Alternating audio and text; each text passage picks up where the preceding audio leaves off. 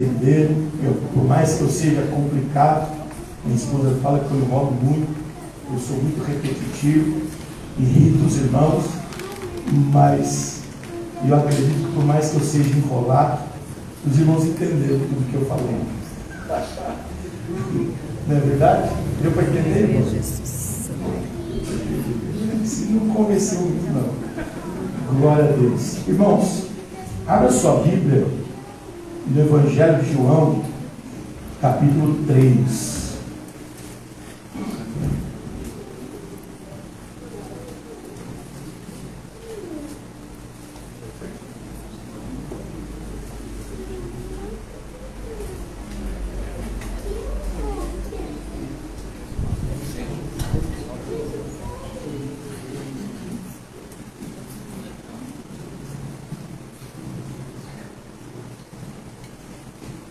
Evangelho de João, capítulo 3, a partir do versículo 1.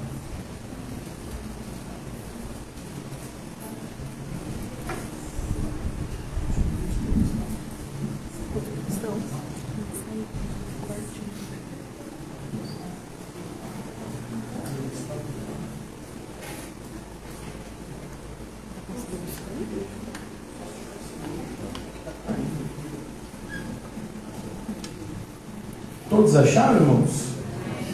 É um texto bem conhecido, diz assim: havia um fariseu chamado Nicodemos, uma autoridade entre os judeus. Ele veio a Jesus à noite e disse: Mestre, sabemos que ensinas da parte de Deus, pois ninguém pode realizar os sinais milagrosos que está fazendo, se Deus não estiver com ele. Em resposta, Jesus declarou: digo a verdade, ninguém pode ver o reino de Deus se não nascer de novo. Perguntou Nicodemos: como alguém pode nascer sendo velho? É claro que não pode entrar pela segunda vez no ventre de sua mãe e renascer. Respondeu Jesus: digo a verdade, ninguém pode entrar no reino de Deus se não nascer da água e do Espírito. O que nasce da carne é carne, mas o que nasce do Espírito é Espírito. Não se surpreenda pelo fato de eu ter dito: é necessário que vocês nasçam de novo. O vento sopra onde quer, você o escuta, mas não pode dizer de onde vem, nem para onde vai. Assim acontece com todo nascido do Espírito. Perguntou Nicodemos: como pode ser isso? Disse Jesus: você é mestre em Israel e não entende estas coisas? Asseguro que nós falamos do que conhecemos e testemunhamos do que vimos, mas mesmo assim vocês não aceitam o nosso testemunho. Eu falei de coisas terrenas e vocês não creram. Como crerão se falar de coisas celestiais? Ninguém jamais subiu ao céu, a não ser aquele que veio do céu, o Filho do Homem. Da mesma forma como Moisés levantou a serpente do deserto, assim também é necessário que o Filho do Homem seja levantado, para que todo o que nele crê tenha vida eterna. Porque Deus tanto amou o mundo, que deu seu Filho unigênito, para que todo o que nele crê não pereça, mas tenha vida eterna. Pois Deus enviou o seu Filho ao mundo, não para condenar o mundo, mas para que este fosse salvo por meio dele. Quem nele crê não é condenado, mas quem não crê já está condenado, porque não crê no nome do Filho unigênito de Deus. Este é o julgamento: a luz veio ao mundo, mas os homens amaram as trevas e não a luz, porque as suas obras eram más. Quem pratica o mal odeia a luz e não se aproxima da luz, temendo que as suas obras sejam manifestas. Mas quem pratica a verdade vem para a luz, para que se veja claramente que suas obras são realizadas por intermédio de Deus. Agora o capítulo 2, capítulo 2, e o versículo 23 ao 25, que é o versículo que antecede o capítulo que nós lemos. Jesus diz assim: enquanto estava em Jerusalém na festa da Páscoa, muitos viram sinais milagrosos que ele estava realizando e creram em seu nome. Mas Jesus, versículo 24, mas Jesus não se confiava a eles, pois conhecia todos. Não precisava que ninguém lhe desse testemunho a respeito do homem, pois ele bem sabia o que havia no homem. Amém? Feche seus olhos. Senhor Deus e Pai Todo-Poderoso, Senhor, mais uma vez nós nos encontramos na Tua santa presença, diante da Tua poderosa palavra que foi lida neste momento, nesta noite. Eu peço a Ti, ó Pai, fale conosco, aos nossos corações, por intermédio da Tua santa palavra. Tira todos os comichões dos nossos ouvidos, quebranta, Senhor, os nossos corações duros, e como o profeta Jeremias, Senhor, pediu a Ti, que nesta noite o Senhor possa converter os nossos corações a Ti, e seremos convertidos, ó Pai. Senhor, tira todas as escamas dos nossos olhos. Pai, eu oro repreendendo todo espírito perturbador, repreendendo, Pai, tudo aquilo que não provém de Ti, Senhor, e que o Teu Espírito possa ter neste momento a liberdade para nos convencer, ó Deus, e nos transformar. Eu te peço no nome do Seu Filho Jesus Cristo. Pai, como diz a Tua palavra, não é por força nem por violência, mas é pelo Teu Espírito. Que o Teu Espírito tenha liberdade neste culto, tenha liberdade nas nossas vidas, quebrando os nossos corações duros, ó Pai. Senhor, nos ajude a romper com as nossas cosmovisões e nos concede um milagre maravilhoso do novo nascimento. Fale com cada um de nós. Senhor, não queremos nesta noite apenas nos emocionar, queremos atentar aos Teus ensinos e verdadeiramente, Pai, inclinar-nos para a luz, para que possamos ver realmente o quão mal nós somos e como nós precisamos da Tua graça, precisamos do Teu perdão e precisamos, ó Deus, de salvação. Convence-nos nesta noite através da Tua palavra. É o que eu te peço, Senhor, em nome do Seu Filho Jesus. Amém e amém, Senhor. Podeis tomar a ceia. Irmãos, esta mensagem, esse texto, é um texto, uma mensagem que tem ardido assim no meu coração, de uma forma diária, né? Sempre esse texto tem trazido ao meu coração muita meditação, ainda mais diante de tudo que nós temos visto, irmão, acontecer no meio das igrejas. E nós temos visto que a maldade, infelizmente, tem adentrado até mesmo dentro das igrejas, de pessoas que outrora nós achávamos que era uma bênção, que ministravam, falavam em línguas, que profetizavam.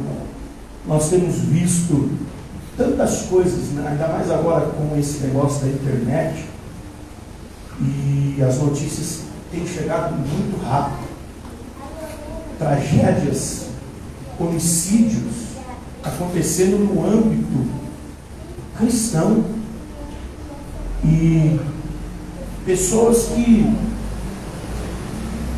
nós olhávamos e julgávamos pela aparência e achávamos que pessoas, olhando aparentemente, seriam pessoas cheias do Espírito Santo.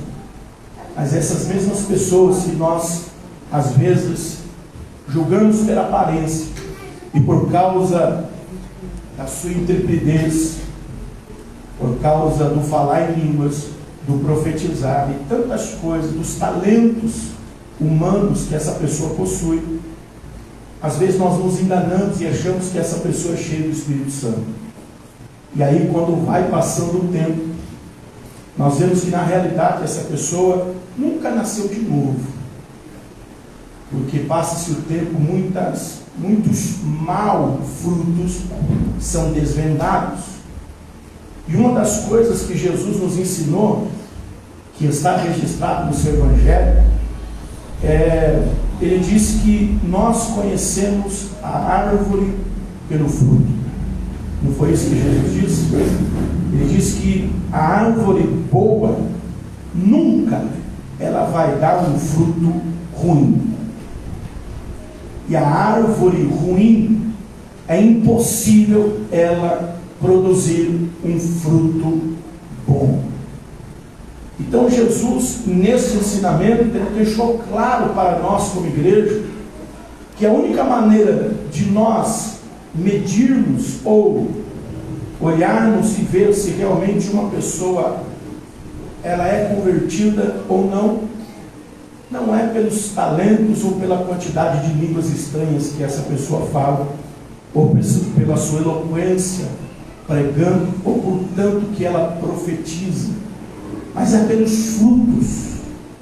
Os frutos nós conheceremos a árvore, já dizia Jesus no seu Evangelho. E muitas pessoas acabam se decepcionando, e muitas pessoas acabam deixando de servir a Deus por causa dessas pessoas de má testemunhos, por essas pessoas que não tiveram encontro com Deus, mas sempre estão nos nossos púlpitos, falando em línguas, profetizando, realizando todo aquele ritual cristão, e muitas das vezes não prestam um bom testemunho daquilo que dizem que são. E aí, para os fracos na fé, causa escândalo. Quantas pessoas que você conhece que não vão mais na igreja por causa de escândalos ou de mal testemunhas de muitas pessoas que estavam nos púlpitos pregando, ministrando, mas lá fora a vida não condiz com o que é aqui dentro. E por isso muitas pessoas se distanciam do Evangelho, se decepcionando com o cristianismo devido a esta aparência religiosa.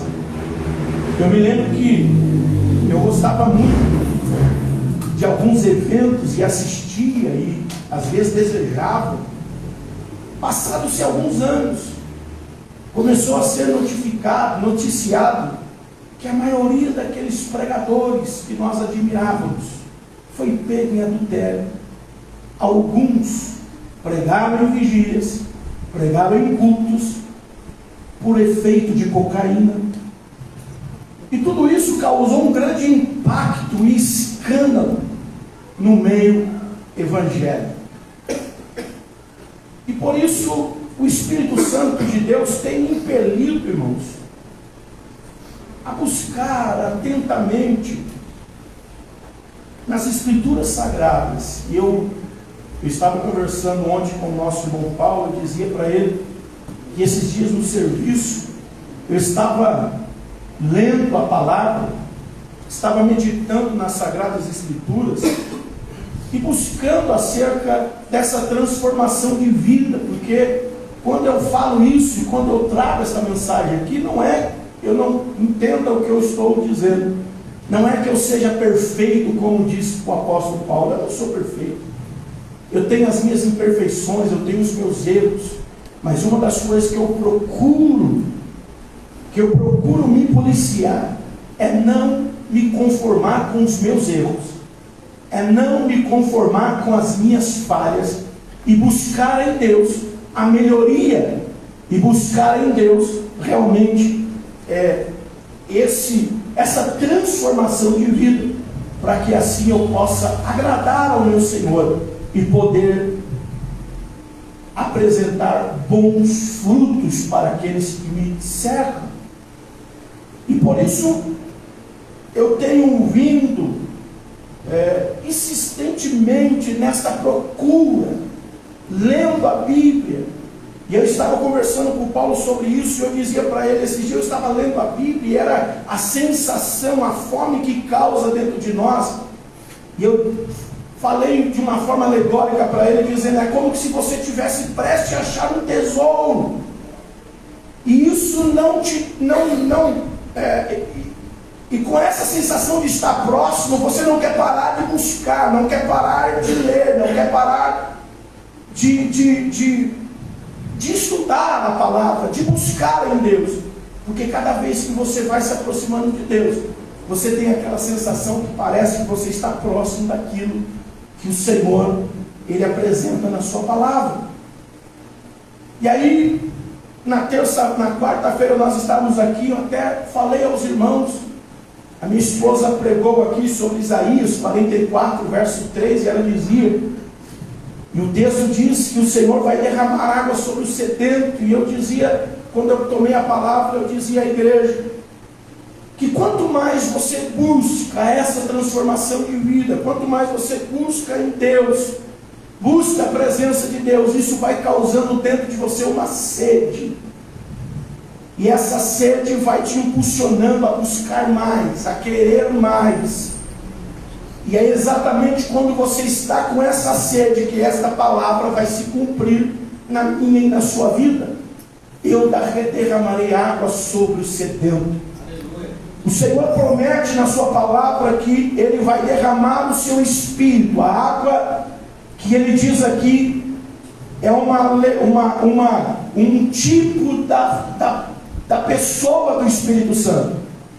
Quando Deus está usando o profeta para dizer que Ele derramaria água sobre o sedento, a água que Ele vai derramar sobre nós, aquele que estiver sedento, é o Espírito Santo. O Espírito Santo só é derramado na vida daqueles que têm sede, e busque a Ele de forma incessante até encontrá-lo. Aleluia, glória a Deus. O Espírito Santo não é derramado na vida daqueles que estão desatentos, daqueles que não têm fome, não têm anseio, não buscam, não o desejam. O Espírito Santo é derramado na vida daqueles que realmente têm este desejo.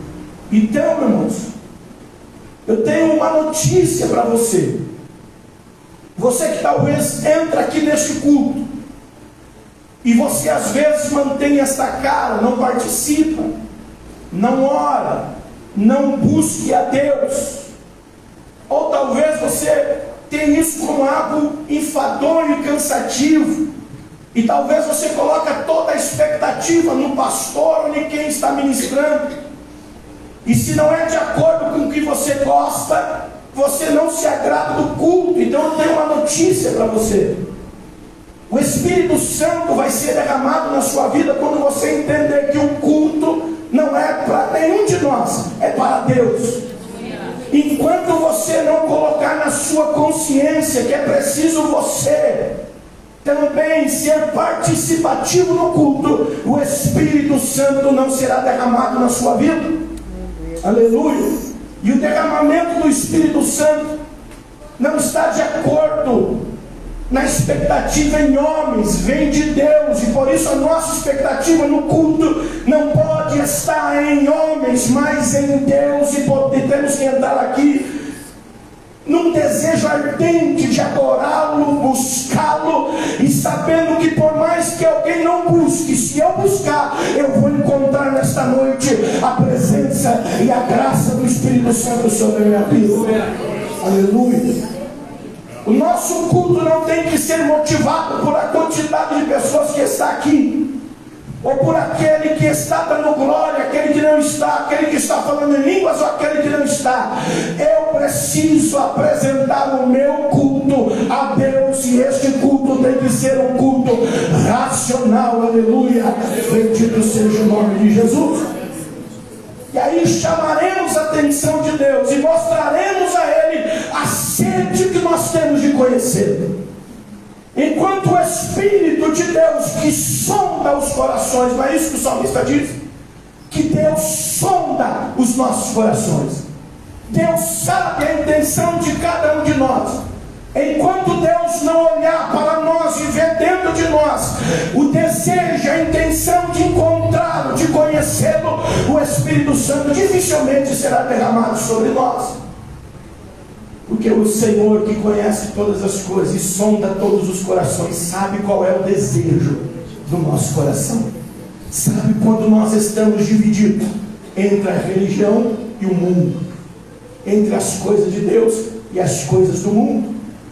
E Deus já lá atrás, no Antigo Testamento, levantou um homem por nome de Elias, que todos conhecem, profeta Elias, em um momento de grande apostasia da nação de Israel, o momento onde Israel queria cultuar a Deus e ao mesmo tempo queriam cultuar a Baal e a Zera.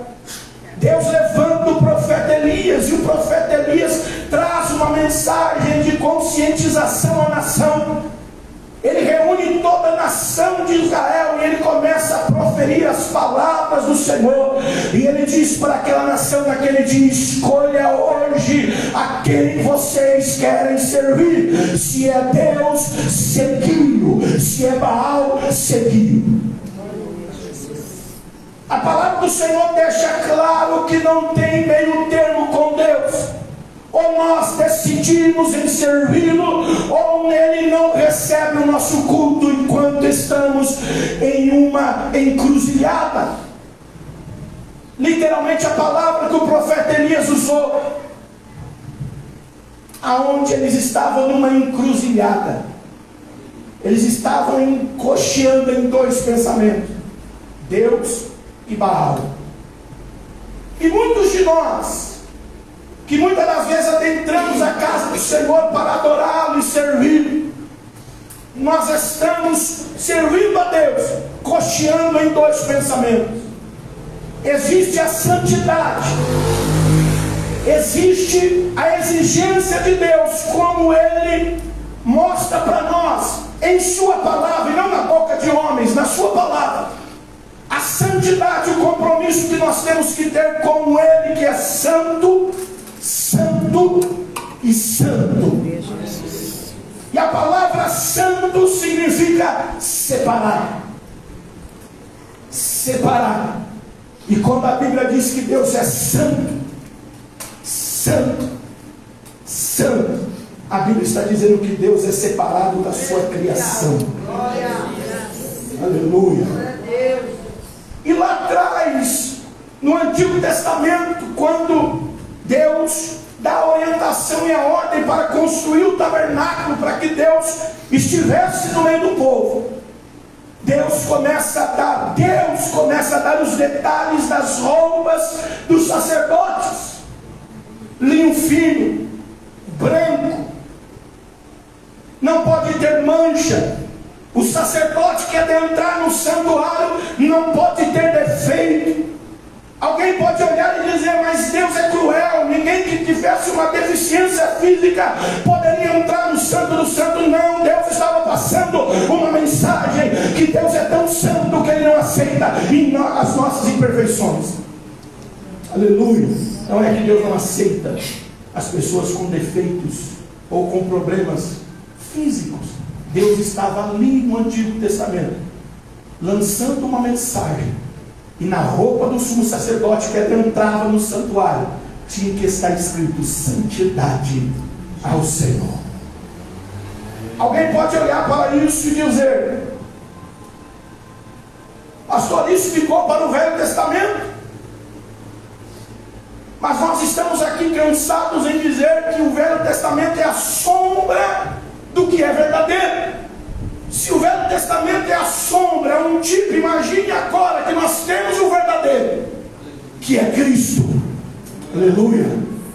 O livro de Hebreus, o autor da Epístola aos Hebreus, ele diz acerca disso, da diferença da lei e da graça. E alguém pode dizer: nós estamos na graça, a graça passa um pano, a graça não tem tanta exigência. E o autor da Epístola aos Hebreus diz: olha, na antiga aliança, alguém quando pecava no testemunho de 2 ou 3 pessoas, era morto a pedrada. Quanto mais agora alguém calcar os seus pés no sangue de Jesus Cristo. Quanto mais agora. Aleluia. A santidade continua sendo exigida para o povo de Deus. Oh, aleluia. Eu prego e falo isso com um grande temor no meu coração. Oh, aleluia. Em um tempo que nós estamos vivendo, onde a igreja está sendo banalizada, onde servir a Deus está sendo banalizado, e nós precisamos ser aqueles 7.000 que não se dobram na Baal e que continuam a viver uma vida dedicada ao Senhor, em santidade, em transformação de vida, para que o mundo sedento e escandalizado por uma igreja que é tanto barulho, tanto movimento, tanta espiritualidade, mas na prática não condiz com aquilo que fala nos cultos. Precisamos levantar uma geração que na prática manifeste a glória de Deus, na prática manifeste a santidade do Deus Altíssimo, para que alguém possa olhar para nós e dizer: olha, está difícil, mas eu conheço um que é servo de Deus e temente, não se contamina com o mal. Oh, aleluia. Que essa pessoa sejamos nós. Sejamos nós que começamos por nós. Só desta maneira o mundo glorificará o nome de Jesus Cristo. Como que o mundo vai reconhecer Jesus na nossa vida? Na nossa vida, no nosso trato, no nosso dia a dia.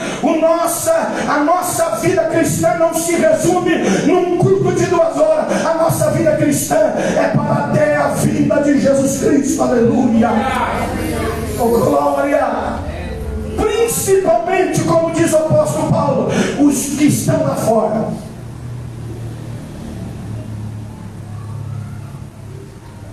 Mas alguém pode estar se perguntando: como manter uma santidade? E nesse texto que nós lemos, Evangelho de João, capítulo 3, Jesus, ele diz como é possível viver uma vida nova, transformada, a partir do novo nascimento. O novo nascimento não é falar em línguas estranhas. O novo nascimento é uma obra de Deus no nosso interior, aonde transforma o nosso caráter, aonde a pessoa que passa pelo processo do novo nascimento, ele começa a ter ódio do pecado. E quando por algum momento, como não somos perfeitos, caímos em erro, ele chora amargamente, se arrependendo, porque dentro dele habita o Espírito Santo. E a palavra do Senhor disse, Jesus disse no mesmo Evangelho de João, que quando ele enviasse o Espírito Santo, a principal obra do Espírito Santo na vida do homem seria convencê-lo do pecado, da justiça e do juízo. O Espírito Santo, quando vem sobre as nossas vidas, a primeira obra que ele faz dentro de nós, ele vai nos convencer que somos pecadores. Aquele que acha que é melhor do que alguém que não comete mais pecado, dificilmente essa pessoa tem o Espírito Santo. É só você ler a carta do apóstolo Paulo, quando ele fala acerca de pecado, de tantas coisas, ele diz: o qual eu sou o principal. O Espírito Santo nos convence que nós não somos bons.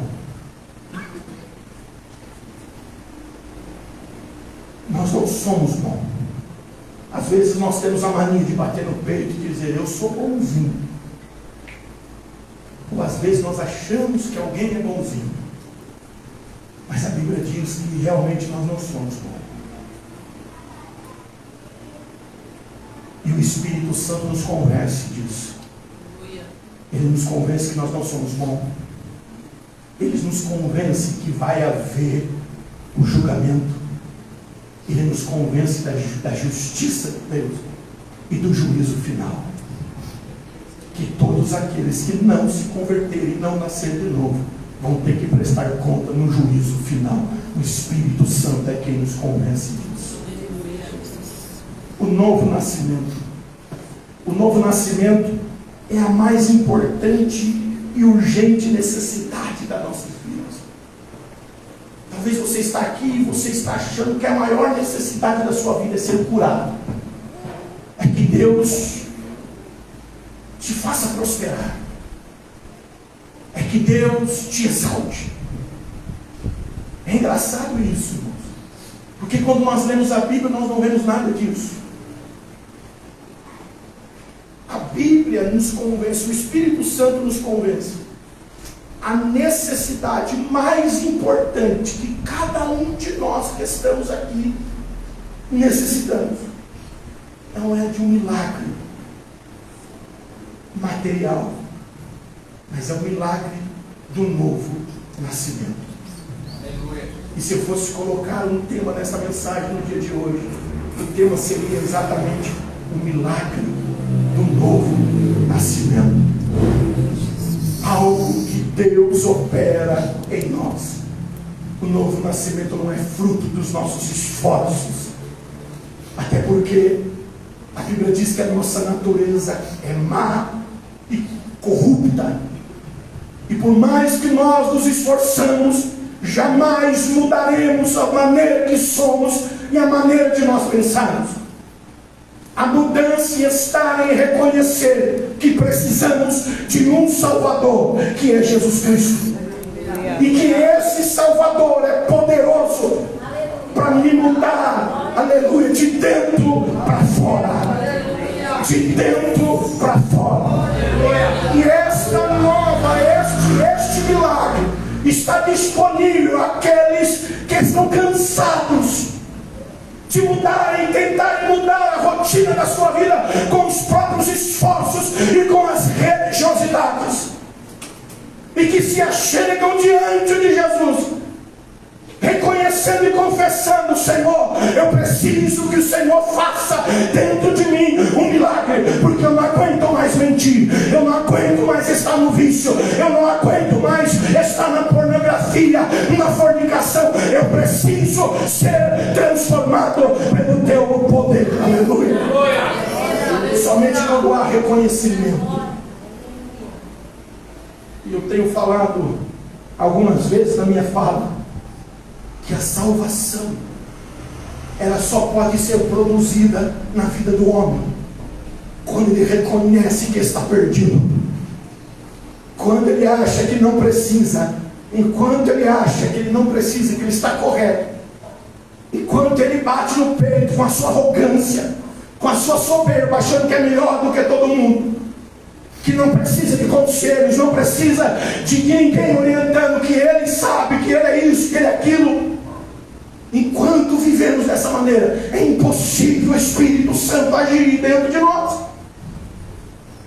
Quando os fariseus interrogavam Jesus, o porquê Jesus se assentava com os pecadores, comia com os pecadores, Jesus olhou para os fariseus religiosos e disse: eu não vim para os sãos, eu não vim para aqueles que batem no peito e dizem: eu sou perfeito. Eu vim para os doentes, aqueles que reconhecem que precisam de ajuda e de salvação. Foi para esses que eu vim.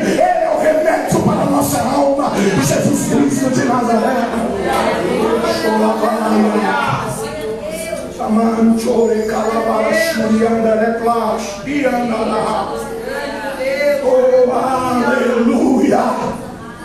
Muitas pessoas vão ficar anos e anos dentro da igreja e não vão entender essa necessidade, porque estão em busca das coisas terrenas e materiais.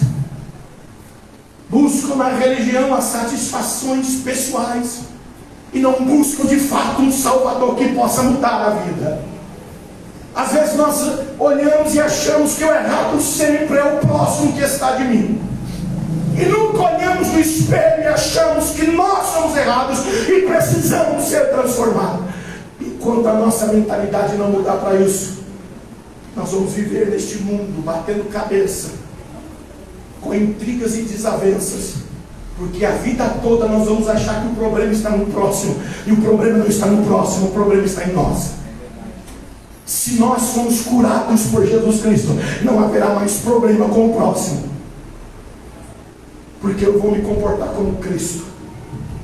E Cristo, até aqueles que o perseguiam, Ele não lançou nenhuma maldição. Pelo contrário, aqueles que o perseguiam, maltrataram, a sua oração foi: Senhor, perdoa-os, porque eles não sabem o que fazem. Aleluia. Oh, aleluia. Não sei se você pode sentir como eu estou sentindo o temor do Senhor neste lugar. Esse lugar é um lugar santo, onde a presença de Deus está. E assim como Deus fala com a igreja, fala com quem está pregando, porque Ele é o dono da igreja.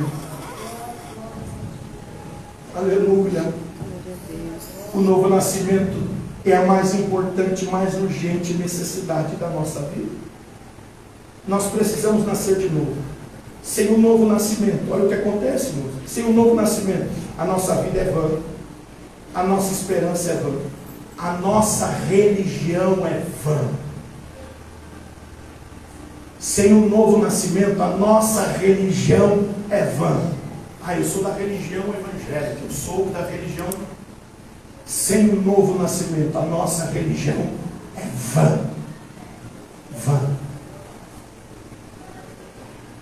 Sem o novo nascimento, olha o perigo que nós corremos quando nós não nos atentamos a essa transformação e mudança. E esse novo nascimento, olha o risco que nós estamos correndo. Se nós não nascermos de novo, Deus estará contra nós, irmãos. Se nós não nascermos de novo, nós estaremos contra um inimigo. Ou melhor, seremos inimigos de alguém que é impossível lutar, o próprio Deus. Se nós não nascermos de novo, Deus estará contra nós. No dia do juízo, sem um novo nascimento, a palavra de Deus nos condenará. Se nós não nascermos de novo, as nossas ações e atitudes serão más. E é por isso que quando nós entramos e ouvimos a palavra, se é o evangelho que está sendo pregado, a palavra parece que está contra nós. Por quê? Porque ainda não houve um novo nascimento, e a palavra exige transformação daqueles que se achegam a Jesus Cristo. O maior sinal de alguém que foi salvo é a transformação de vida e não de vestes. Aleluia! Oh, glória! É o maior sinal de que alguém foi salvo. Alguém pede sinal para Deus. Deus, me dá um sinal se eu fui salvo. Olha para os seus frutos. Que frutos você está produzindo?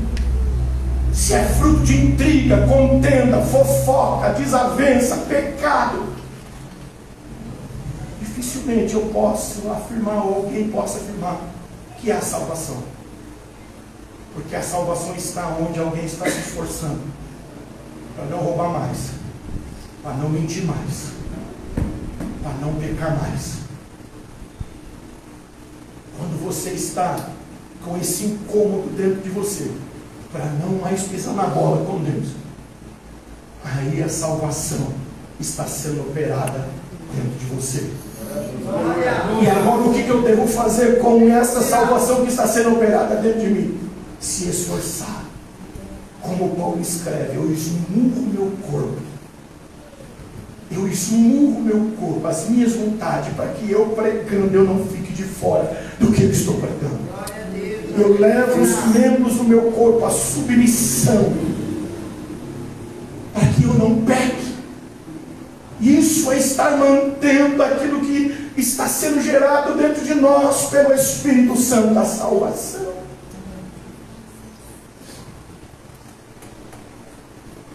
Sem o novo nascimento, a palavra de Deus nos condenará no dia final.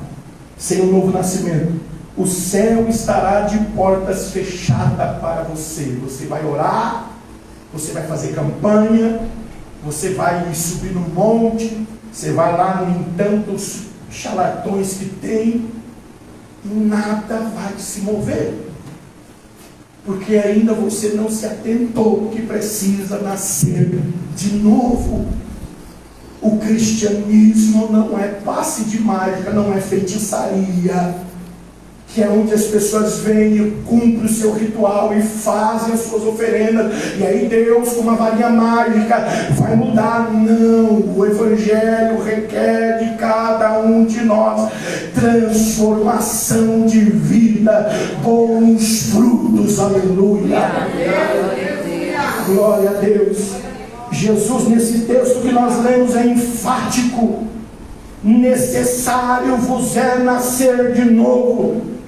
Você pode ser uma pessoa rica, culta, respeitável e religiosa, como Nicodemos era, mas se não nascer de novo, estará perdido. Você pode ser uma pessoa zelosa, conservadora e observadora dos preceitos religiosos, como Nicodemos era, mas se não nascer de novo, não haverá esperança para a sua alma. Você pode praticar muitas boas obras, dar esmolas, ter uma vida bonita e até fazer oração bonita, mas se não nascer de novo, não poderá entrar no reino de Deus. Aleluia!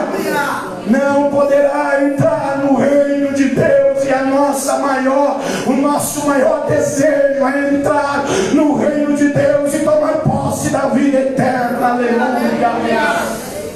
Oh glória! Por isso nos esforcemos e reconhecemos que precisamos ser transformados pelo poder do Espírito, e choramos na presença dele com humildade, pedindo: Senhor, transforma o meu coração de pedra em um coração de carne, e escreve na tábua do meu coração as suas leis, para que eu não peque contra ti. Aleluia! Oh glória! Aleluia! Oh glória! O que está em jogo não é um carro do ano, não é uma casa nova, não é um salário bom, um emprego bom, não é a cura do nosso corpo físico. O que está em jogo nem aqui no nosso meio, no cristianismo, é a eternidade. Aleluia! E Jesus é enfático e categórico. Ele não abre espaço para outro caminho. Ele diz: quem não nascer de novo não vê e não entra no reino de Deus. Estamos iludidos por mensagens mentirosas, onde fazem promessas que a Bíblia não fizeram, e onde se esquece do ponto principal, para que o céu se abra e Deus esteja do nosso lado: o novo nascimento. Pastor, qual é o passo para o novo nascimento? Primeiro, reconhecer: eu não sou bom. Deus, eu estou cometendo umas coisas aí que está difícil. Me ajuda, Senhor. Quando você começar a ter a disposição de querer mudar, Deus vai te ouvir no céu. E Ele não vai, Deus não trabalha desse jeito. A gente quer que Deus primeiro movimento o nosso exterior. Deus não trabalha assim. Deus trabalha dentro do homem primeiro. Não é as coisas que estão em volta que Deus vai mudar. Ele vai mudar dentro de nós.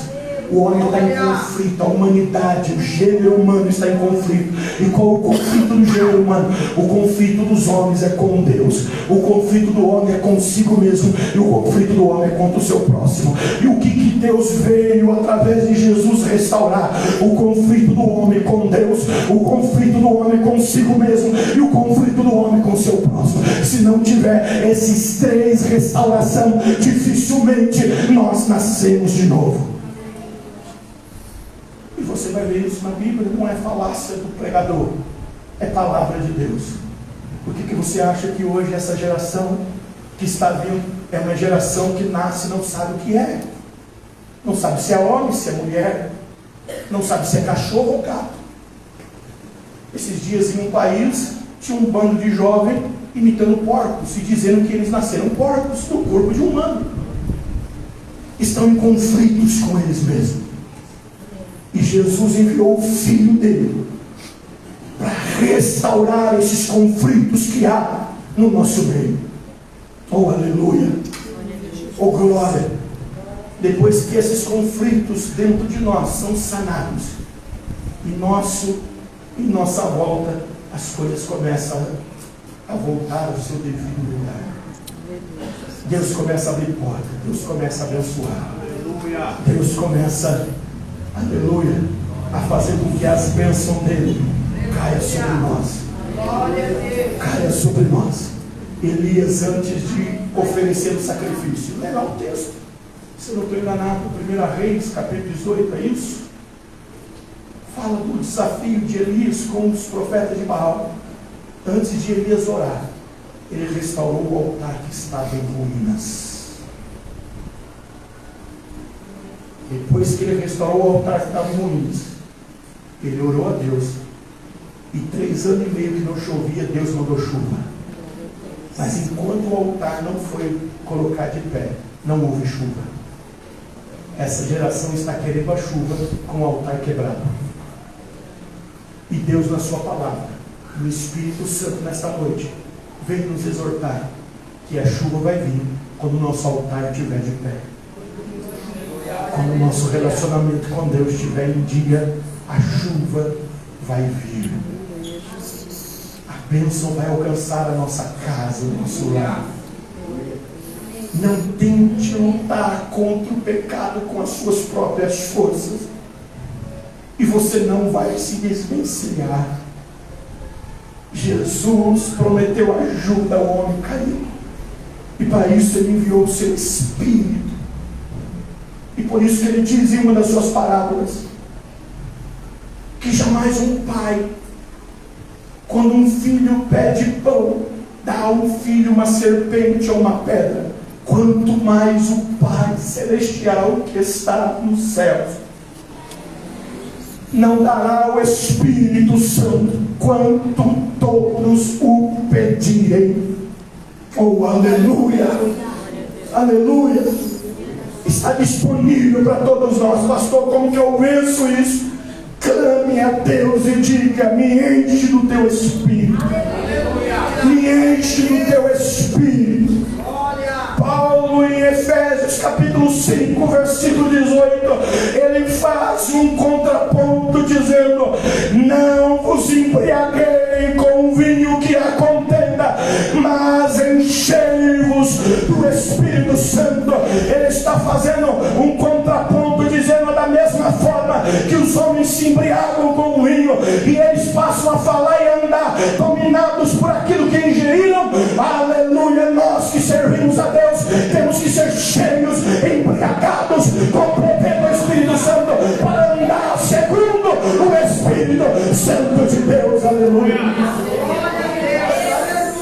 E fazendo assim cumpriremos a vontade do Senhor. O Espírito Santo foi derramado em nossos corações. Glória a Deus. Aleluia. A princípio, o que chamou a atenção de Nicodemos foram os milagres, como muitos de nós aqui. Muitos de nós viemos a servir a Deus porque sabemos que Jesus faz milagre. E Nicodemos, o que chamou a atenção dele foram os milagres que Jesus fazia. Eu fiz questão de ler o versículo 23 ao 25, porque é o texto que segue o assunto de Nicodemos. As pessoas estavam admiradas dos sinais que Jesus fazia, e Jesus responde no versículo 23: enquanto estavam em Jerusalém a festa da Páscoa, muitos viram sinais e milagres que o Senhor Jesus fazia e creram em seu nome. Olha só, creram em Jesus por causa dos sinais. Aí o versículo 24: mas Jesus não se confiava, ou seja, Jesus não se enganou com aquela crença daquele povo. Olha o que ele diz: mas Jesus não se confiava a eles, pois conhecia todos.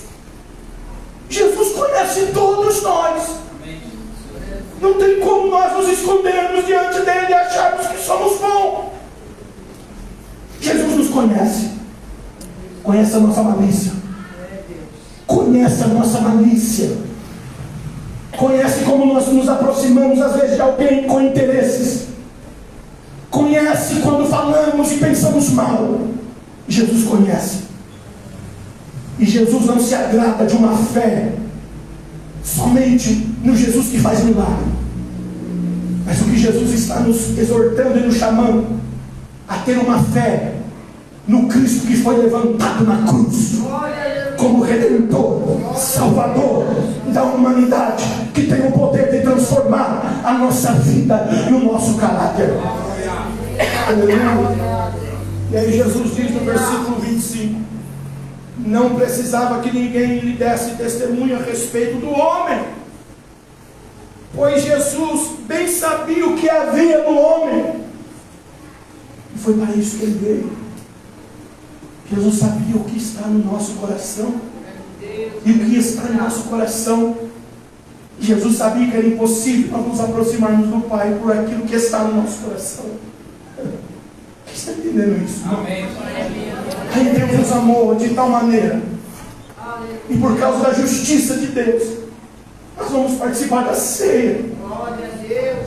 Deus é tão justo, Aleluia. que Ele consegue ver a sujeira que existe dentro de nós, e por causa da justiça dele, todos nós estávamos condenados ao inferno. Mas Deus nos amou de uma tal maneira, como está escrito, Aleluia. que Ele traçou um plano para nos redimir, enviou o Filho dele em forma de homem. E o Filho dele em forma de homem, como nós, foi para a cruz. Aleluia. E na cruz o Filho de Deus tomou sobre ele toda a nossa imundícia. Ele carregou nos ombros dele toda a nossa imundícia. E aí quando Deus olhou para o seu Filho, a justiça divina, que era para ser, estava apontada para cada um de nós. Oh, aleluia. A justiça divina que estava apontada para cada um de nós. Nosso destino era a morte. Nosso destino era o inferno. Aí Jesus veio na cruz, abriu os seus braços, e Ele carregou, colocou sobre os seus ombros todos os nossos pecados. Aí o Pai, Deus na sua justiça, tirou a ira que estava apontada para nós e foi direcionado ao seu único Filho. E a ira de Deus que estava sobre nós foi direcionada para o seu único Filho. E por isso nós temos esta oportunidade de estar aqui hoje, celebrando na mesa do Senhor a salvação. Oh, glória, a salvação. Estávamos perdidos. Somente quem nasceu de novo entende o que Deus está falando conosco aqui e sente na alma o que Deus está, aleluia, nos exortando nesta noite. fomos salvos, porque Jesus, Ele transferiu a ira de Deus que estava sobre nós para Ele próprio. Isso era para nos constranger. E como nós estamos tão carnais, isso não nos constrange mais. Isso não nos faz mais a meditar. Isso não coloca mais temor no nosso coração. E sentamos na mesa do Senhor de qualquer jeito. E saímos daqui e continuamos com a velha vida. Porque a mensagem da cruz e o desvio da ira de Deus que Jesus, o seu Filho, fez, não nos comove mais. Porque o nosso coração está tão duro, que alguns estão até se apostatando da fé. Estão virando as costas para a fé. Alguns voltando às velhas vidas, outros voltando à idolatria, deixando o amor de Deus, virando as costas para o sacrifício que Jesus fez na cruz. Nós deveríamos, antes de cometer o delito do pecado, lembrarmos ou trazer na nossa consciência Jesus ensanguentado naquela cruz para nos livrar do pecado. Do pecado. Mas isso não nos comove mais. Mas que o Espírito Santo nesta noite possa trazer aos nossos corações temor, santidade, zelo por aquilo que é sagrado, zelo pelo chamado que Deus fez na nossa vida, zelo. Meu Deus. Eu já estou terminando para nós participarmos da ceia. Olha que coisa, um novo nascimento. É como que se Deus nos desse novos olhos. É como que se Deus nos desse novas mãos, novos pés.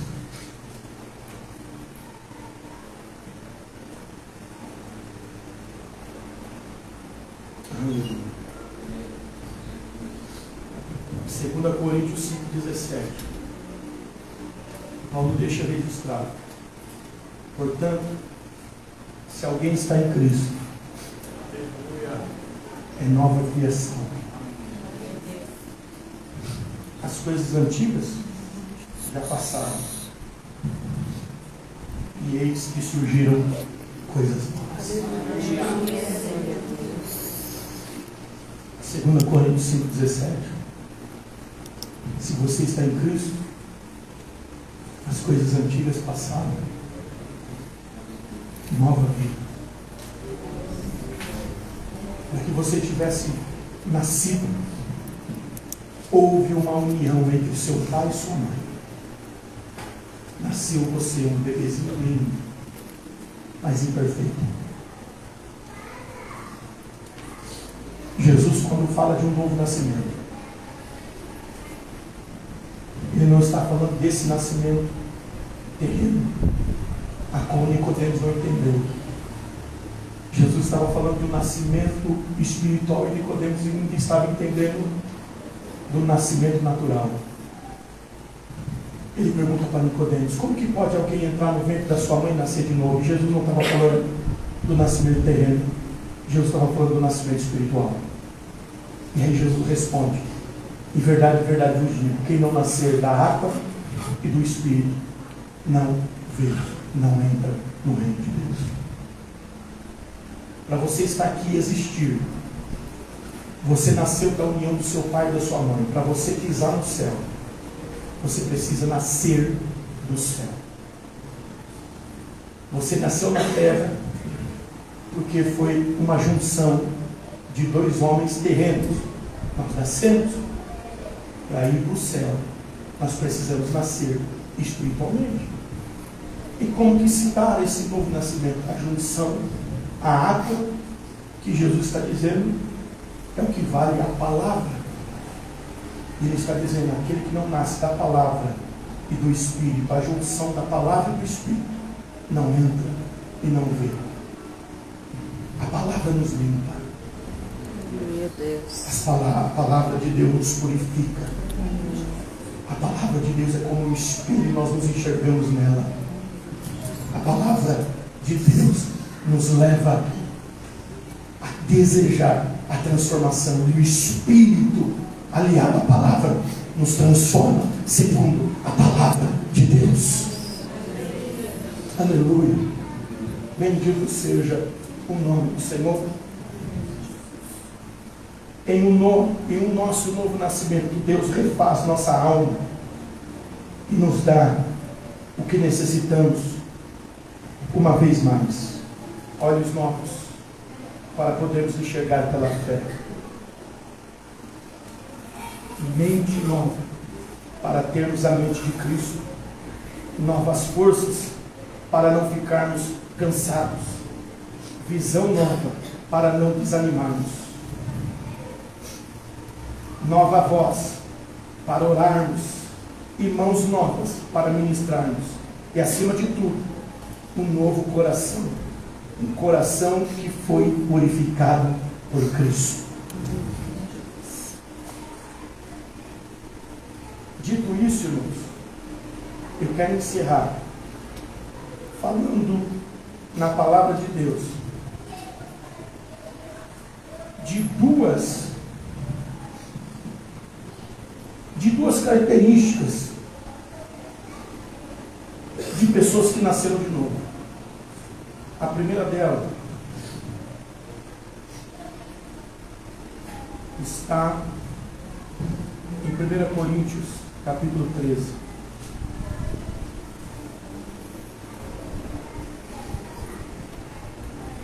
Aleluia.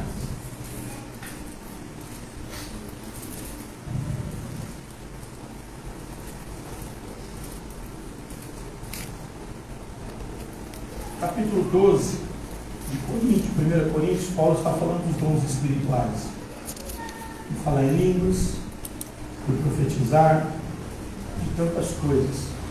Mas vai se aproximando do final do capítulo. A última coisa que ele fala do capítulo 12, ele diz assim: passo agora a mostrar a vocês um caminho ainda mais excelente. O que é mais excelente do que falar em línguas? O que é mais excelente do que profetizar? O que é mais excelente do que você exercer o ministério? E aí ele diz no capítulo 13: ainda que eu fale as línguas dos homens e dos anjos e não viver em amor, serei como um sino que ressoa ou como um prato que retine.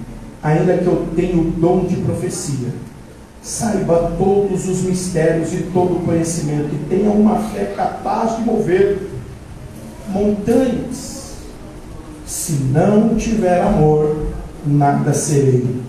Ainda que eu dê aos pobres tudo o que possuo e entregue o meu corpo para ser queimado, se não tiver amor, nada disso me valerá. Olha o verso 4. O amor é paciente. O amor é bondoso. Não inveja. O amor não inveja ninguém. Quem tem o amor não é invejoso. O amor não se vangloria. Não se orgulha. Não maltrata. Não procura os seus interesses. Não se ira facilmente. Não guarda rancor. O amor não se alegra com injustiça, mas se alegra com a verdade. Tudo sofre, tudo crê, tudo espera, tudo suporta. O amor nunca perece. Mas as profecias desaparecerão, as línguas cessarão, o conhecimento passará, pois em parte conhecemos e em parte profetizamos. Quando, porém, vier o que é perfeito, o que é imperfeito desaparecerá. Quando eu era menino, falava como menino, pensava como menino e raciocinava como menino. Quando me tornei homem, deixei para trás coisas de menino. Paulo está fazendo aqui uma comparação às coisas de menino e às obras da carne. O novo nascimento é comparado à maturidade cristã. Quando nós nascemos de novo, nós alcançamos a maturidade. E quem é maduro espiritual não tem rancor, não tem inveja, mas tem amor. Quando me tornei homem, deixei para trás as coisas de menino. Agora, pois, vemos apenas o reflexo obscuro, como um espelho, mas então veremos face a face. Agora conheci em parte, então conhecerei plenamente, da mesma forma como eu sou plenamente conhecido. Preste atenção agora, irmãos. Assim permanece agora essas três. O que permanece hoje? Essas três: fé e esperança e o amor. O maior deles, porém, é o amor. A primeira característica do novo nascimento é o amor. Porque o amor é praticamente a base do cristianismo. Agora você compreende como nós estamos longe? Porque nós não suportamos os nossos irmãos. Às vezes não suportamos os nossos filhos, os nossos cônjuges. E a Bíblia diz que o amor tudo supera, tudo espera, é paciente, não fica irado facilmente, não pensa mal. Você já parou para pensar que às vezes nós deduzimos alguma coisa de alguém e é aquilo que nós estamos deduzindo? E por isso nós nos afastamos das pessoas? Porque estamos deduzindo algo da pessoa. Isso não é cristianismo nem amor. Isso é carnalidade. E nós precisamos fazer morrer essa nossa natureza com muito temor, que eu estou pregando isso.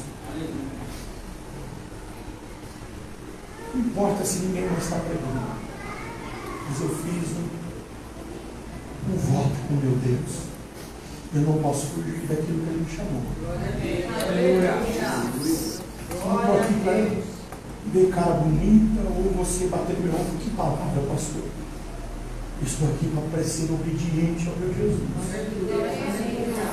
E pregar realmente o que Jesus diz que nós necessitamos. O que nós necessitamos é nascer de novo.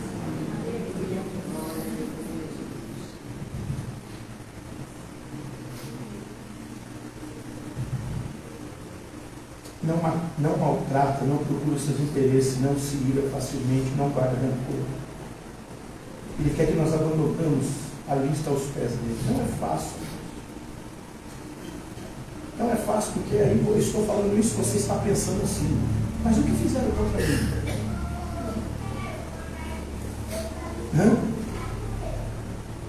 Mas o que fizeram contra mim? Argumentamos e mostramos nossa mágoa. Apenas olhe para o que eu fiz por você. Jesus falou. Lembra-nos, ele apontando para a cruz. Paulo escreveu em Colossenses 3,13: perdoem as queixas que tiverem um contra o outro.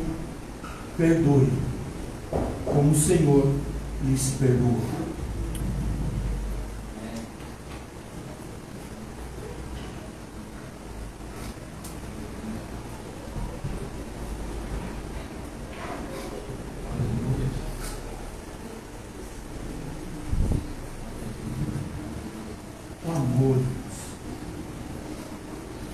Nós estamos tão enganados, irmãos, com o cristianismo. Nós entramos às vezes na igreja, falamos, choramos diante de Deus e falamos que amamos. Amamos a Deus. Mas como nós podemos amar a Deus sendo que nós estamos em conflito com o nosso semelhante? Estamos com mágoas dos nossos irmãos. O que está registrado em 1 João 4:20.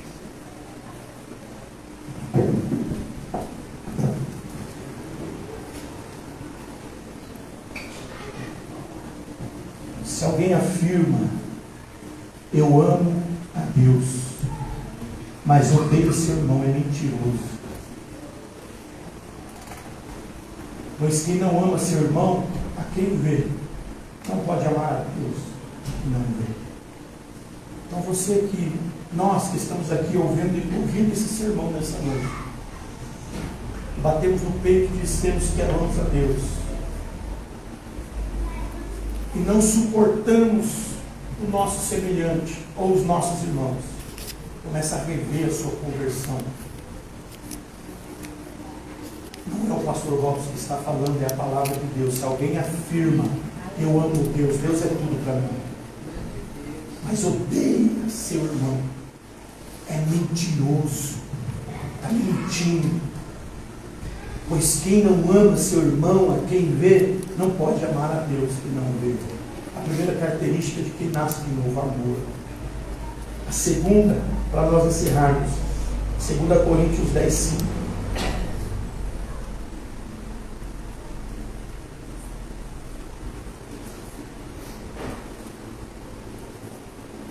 Destruímos argumento e toda a pretensão que nos leva contra o conhecimento de Deus. Olha agora. E levamos cativo todo pensamento para torná-lo obediente a Cristo. Levamos cativo todo o nosso pensamento para ser obediente a Cristo. Eu vou ler aqui um artigo para os irmãos, que tem como título: Seus pensamentos governam a sua vida.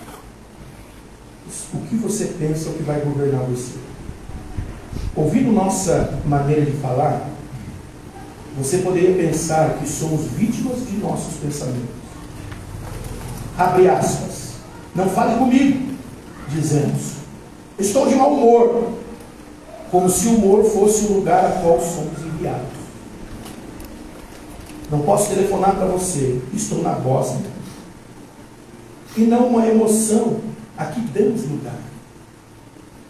Ou também dizemos, não mexe com ele ou com ela. Ela está sem disposição. Disposição é algo que temos, como um resfriado, ou uma gripe. Somos as vítimas da bactéria emocional da estação? Será que somos vítimas dos nossos estados emocionais? Ou será que temos uma escolha? Paulo diz que devemos levar cativo todo o pensamento para torná-lo obediente a Cristo. Você está ouvindo algum jargão de batalha nessa passagem? Levamos cativo o pensamento, ou fazer com que se renda. O pensamento de uma pessoa nova que nasceu de novo tem que se render. Você não pode se render aos seus pensamentos. Os seus pensamentos têm que se render a você, para torná-lo obediente a Cristo. Ficamos com a impressão de que somos soldados e que pensamos são nossos inimigos. Nossa missão é proteger o navio e impedir a entrada de pensamentos impuros. No mundo em que esses aparecem no cais, devemos entrar em ação. Este coração pertence a Deus, declaramos. E vocês não vão ficar a bordo enquanto não mudarem de obediência. Egoísmo para trás, inveja de fora. Vá procurar outro barco. Ira, você não tem direito de ficar aqui. Aprisionar o pensamento é um assunto sério.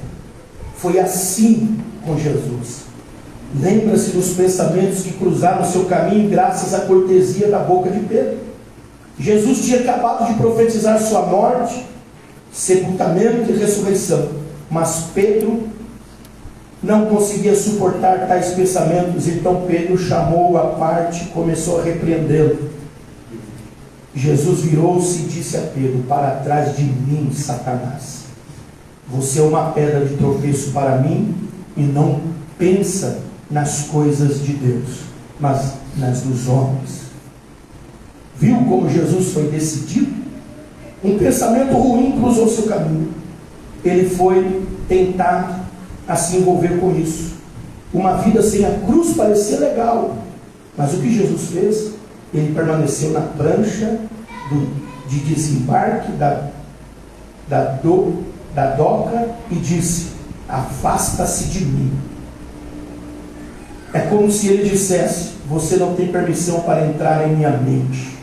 E se você fizer isso, e se aprisionasse cada pensamento, e se impedisse que qualquer lixo entrasse em sua mente, e se seguisse o conselho de Salomão, acima de tudo, guarde o seu coração, pois dele depende toda a sua vida.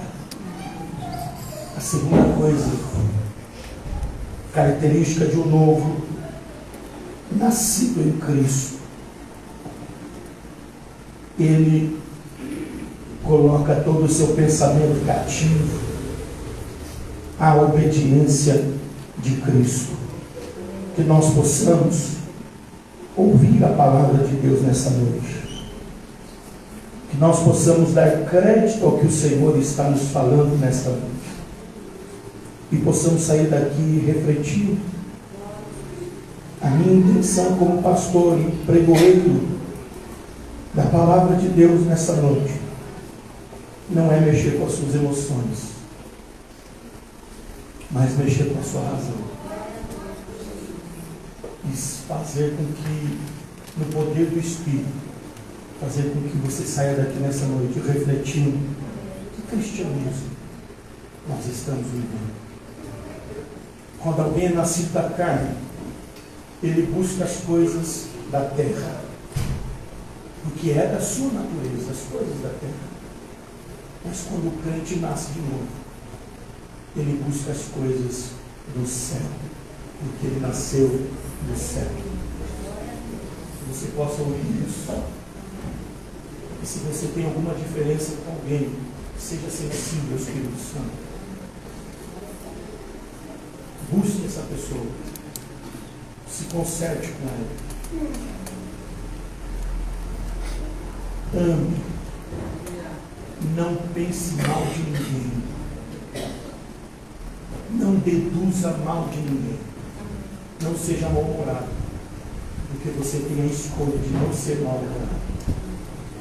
Porque nós nascemos do alto e não da terra. Que Deus abençoe, fique de pé. Nós vamos participar da ceia do Senhor nessa noite, em nome de Jesus.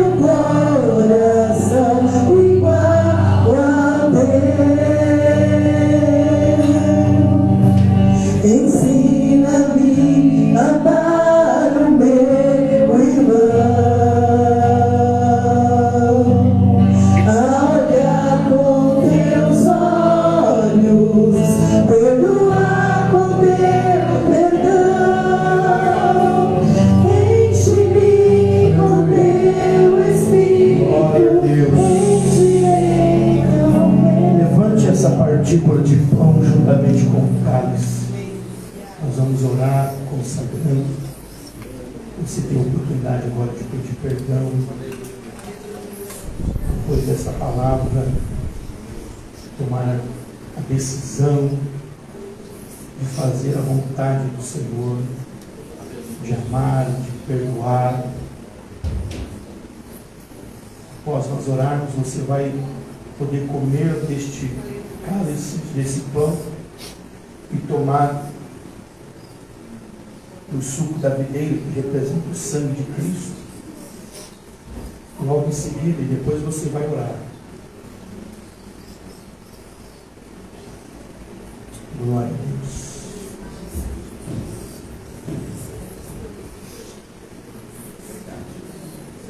Pois recebi do Senhor o que também entreguei a vocês.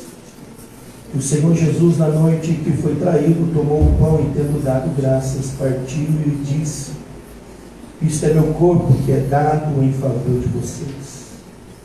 Façam isto em memória de mim. Da mesma forma, depois de cear, ele tomou o cálice e disse: este cálice é a nova aliança no meu sangue. Façam isto sempre que o beberem, em memória de mim. Porque sempre que comerem deste pão e beberem deste cálice, vocês anunciam a morte do Senhor até que ele venha. Porque todo aquele que comer o pão ou beber o cálice do Senhor indignamente será culpado de pecar contra o corpo e o sangue do Senhor. Examina-se cada um a si mesmo, e então coma do pão e beba do cálice.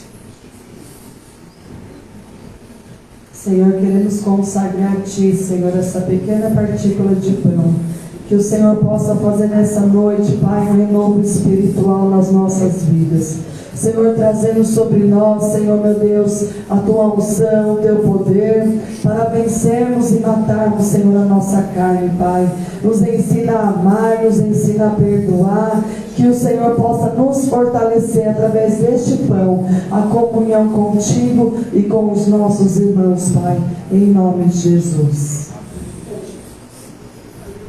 Senhor, também oramos deste suco, ó Deus, o suco da videira, que representa, Senhor, o sangue do seu Filho, que foi vertido na cruz do Calvário, para que a paz que excede todo entendimento fosse derramado em nossos corações. Ó Deus, nós, nesta noite, pedimos a Ti, que possamos sair daqui, Senhor, transformados, dizendo não a tanta religiosidade, dizendo não, ó Deus, ao pecado, aos prazeres carnais, à inclinação dos nossos pensamentos, mas que possamos de fato sairmos daqui uma nova criatura. Senhor, consagra este suco da videira, essa partícula de pão que representa o teu corpo, consagra agora, aonde cada irmão, cada irmã está agora com essa partícula de pão, com este suco da videira, levantados, ó Deus, como representação, como símbolo do teu corpo e do teu sangue, Jesus. Consagra agora. Nós te pedimos para o louvor e para a glória do teu nome. Amém. Podemos comer todos, logo seguidos os irmãos podem tomar da ceia.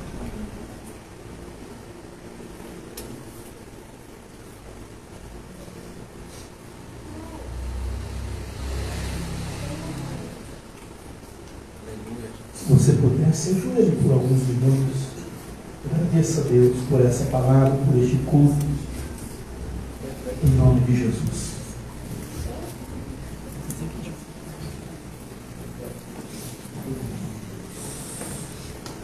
Senhor Deus, Pai Todo-Poderoso, maravilhoso Deus, queremos te louvar, Senhor meu Deus, e te agradecer por este momento, Senhor meu Deus, por essa palavra.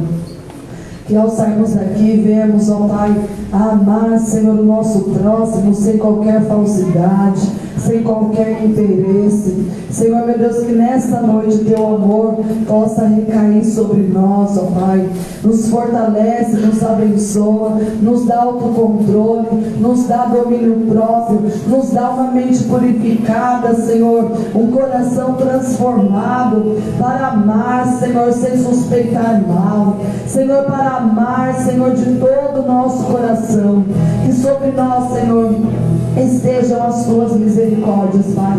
Eu te agradeço por este culto, por essa palavra, pela vida dos meus irmãos que estão aqui nesta noite, Pai. Obrigado, Senhor. Obrigado pelo teu amor que não falha, Senhor. Obrigado, Senhor, pelo teu perdão, Pai, que é sobre nós, Senhor. Todos os momentos, Pai, o Senhor tem um perdão para nós. Todos os momentos o Senhor tem um novo recomeço. O Senhor tem uma nova chance. O Senhor tem uma nova esperança. Nada está perdido. Nada está perdido. Porque servimos um Deus que muda a história. Servimos um Deus que traz novo tempo. Servimos um Deus que tem um novo começo. E o Senhor está derramando sobre nós uma nova oportunidade, uma nova chance, um novo recomeço. Porque o Senhor tem dias de bênção, tem dias de vitória, tem libertação, tem cura, tem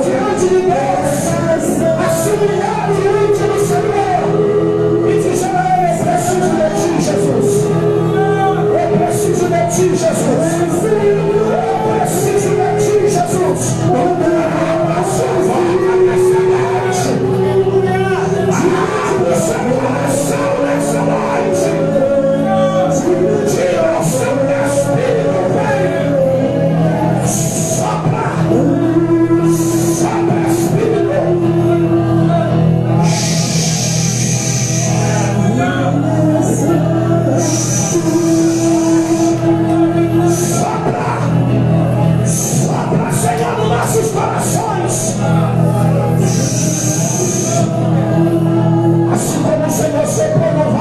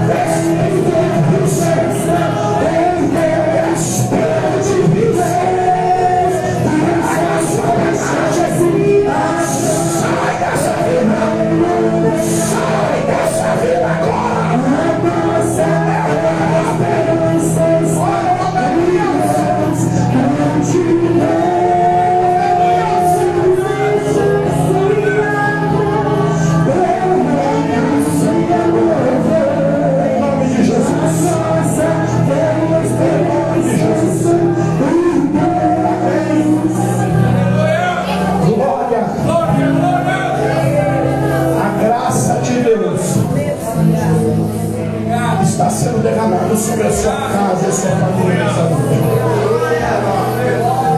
Vai ter paz. Vai ter paz entre os seus. Você vai desfrutar da paz que excede todo entendimento. A sua casa vai ser restaurada. A sua família vai ser restaurada. O que o diabo tentou destruir, o Senhor está nesta noite pelejando em seu favor. Você vai voltar a amar. Você vai voltar a ter alegria. Porque o Senhor é quem restaura. Toma posse em nome de Jesus.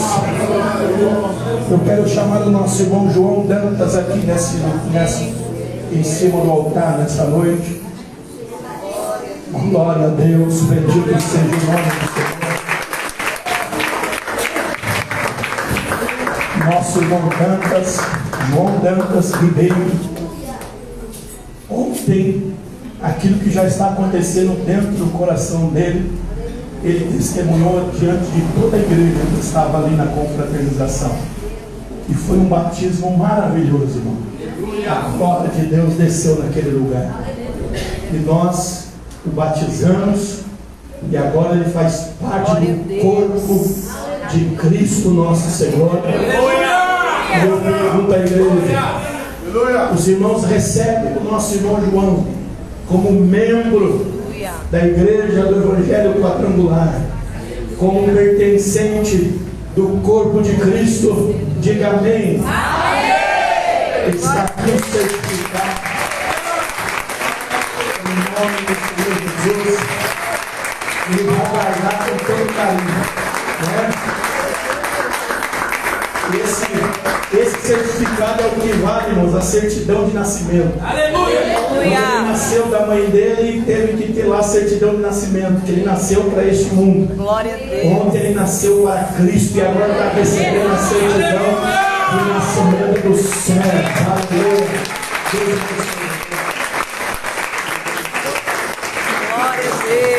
Glória a Deus. Glória ao nome do Senhor. Bem, o Ivan vai dar um recado rapidinho no final, que nós estamos atrasados.